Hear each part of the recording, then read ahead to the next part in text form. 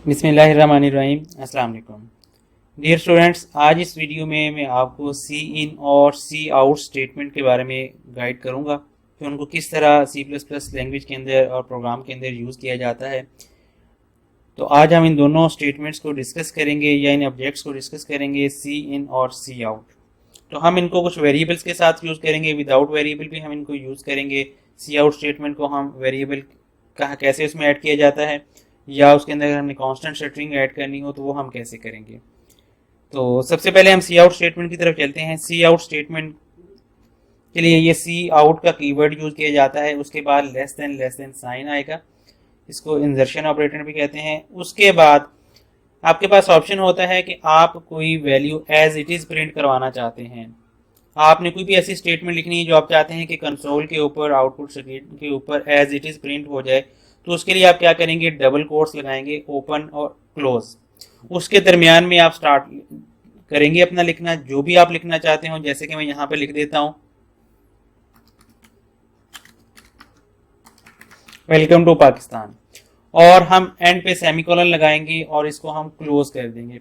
ये एक simple statement है सी आउट के लिए, जिसमें हमने एक कांस्टेंट स्ट्रिंग यूज की है, उसके दोनों तरफ डबल कोट्स लगाए जाएंगे।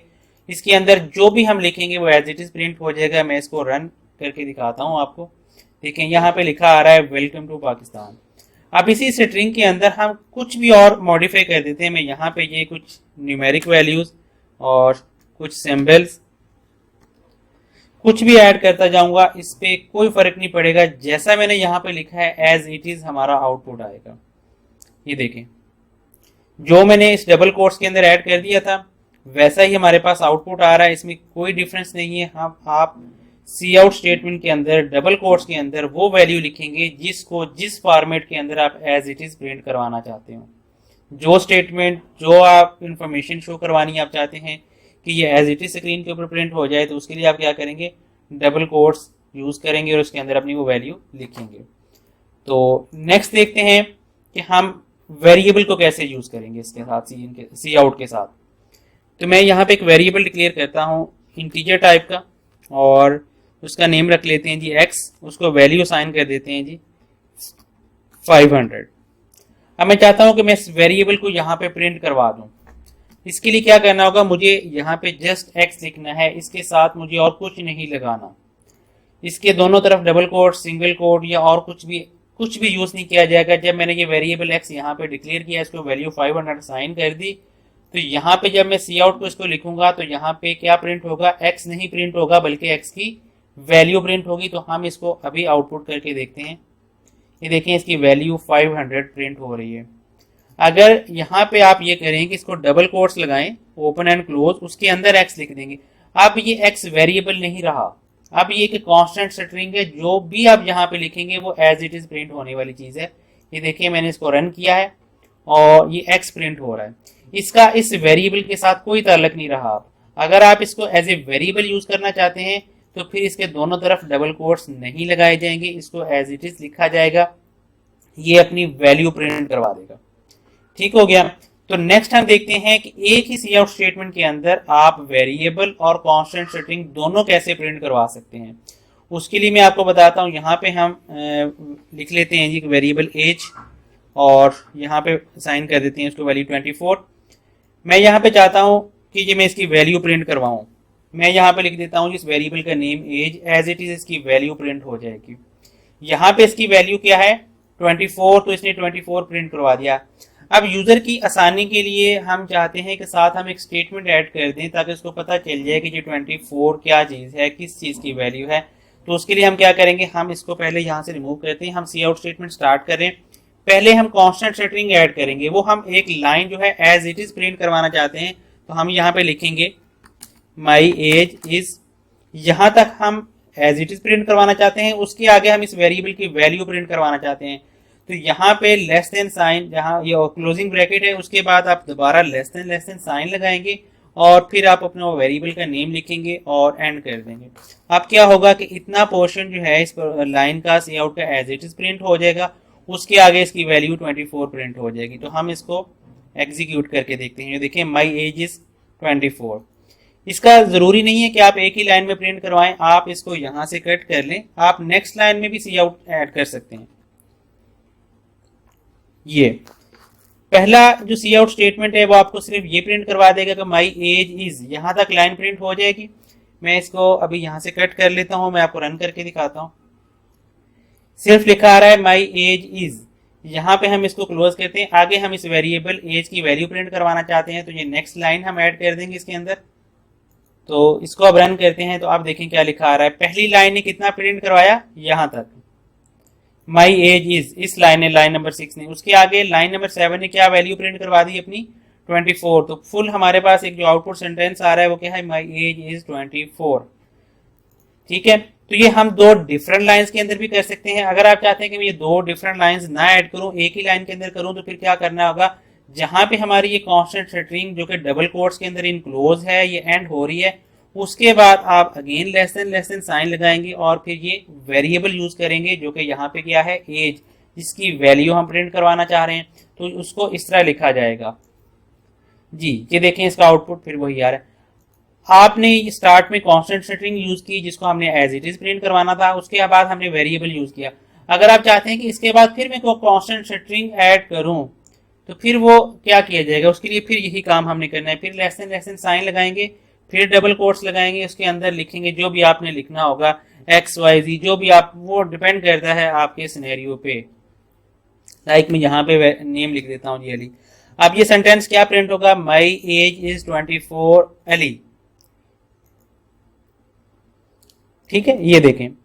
अब ये चीज जो मैं समझा रहा हूं आपको असल में ये है कि आप कांस्टेंट स्ट्रिंग किस तरह लिखते हैं और वेरिएबल किस तरह लिखते हैं। वेरिएबल वो चीज है जिसको आपने वैल्यू असाइन की है, आपने एक वेरिएबल डिक्लेयर किया, उसको आपने कोई भी वैल्यू असाइन कर दी, वो यहाँ पे आप डिस्प्ले करवाना चाहते हैं, तो आप जस्ट वेरिएबल का नेम लिखेंगे। बहुत सारे स्टूडेंट्स ये गलती कर रहे होते हैं कि इसके दोनों तरफ भी डबल कोट्स लिख देते हैं, लाइक दिस, इसको इसके अंदर ऐड कर देते हैं।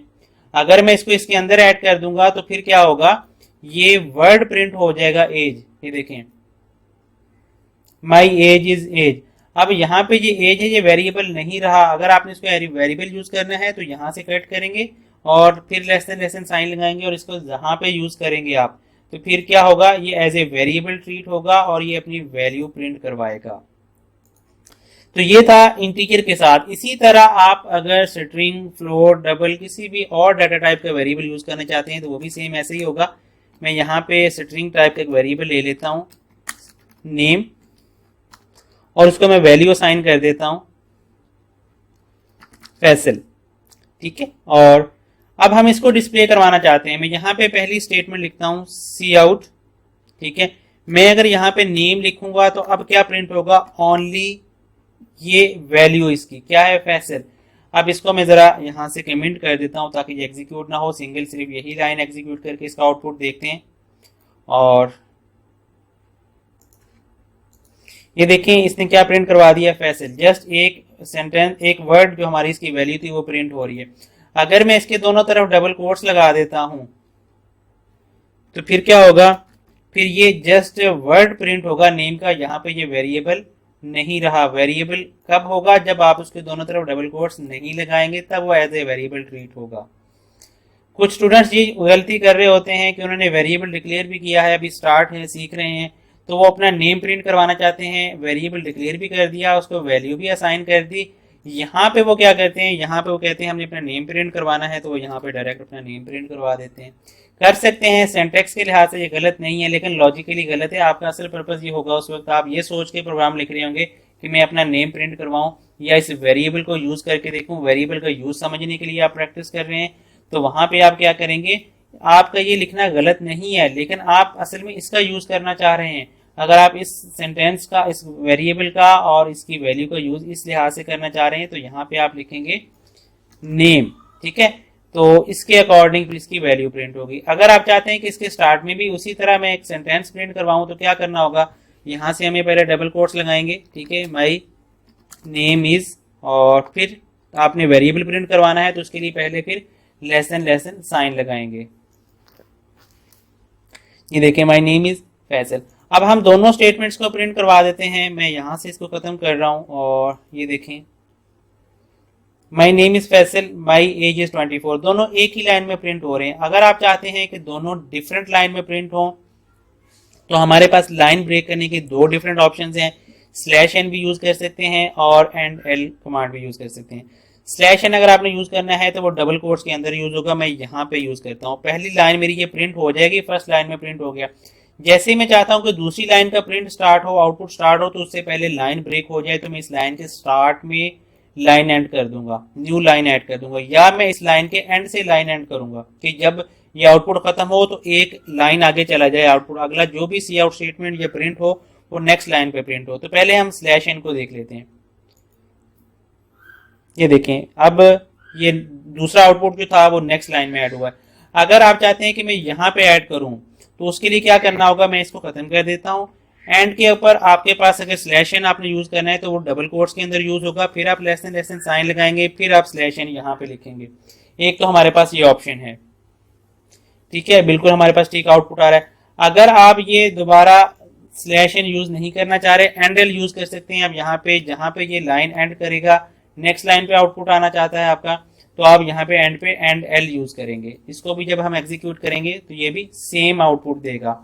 इसके अलावा आप ये भी कर सकते हैं कि आप इस लाइन को यहीं पे रहने दें, आप इन दोनों लाइंस के दरमियान में एक न्यू सी आउट स्टेटमेंट ऐड करके एक एंड एल का सेंटेंस वहां पे दे दें कि वो लाइन को एंड कर दे, लाइन को ब्रेक कर दे।